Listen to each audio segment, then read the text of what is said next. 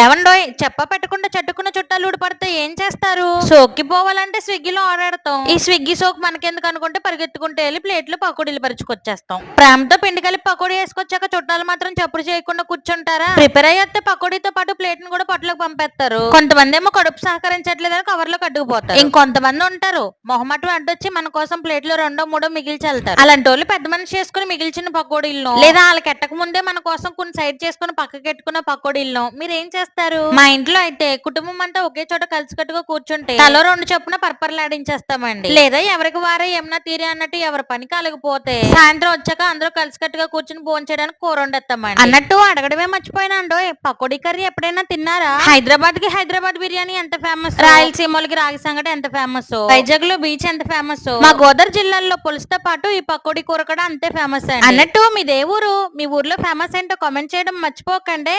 ఉంటాను.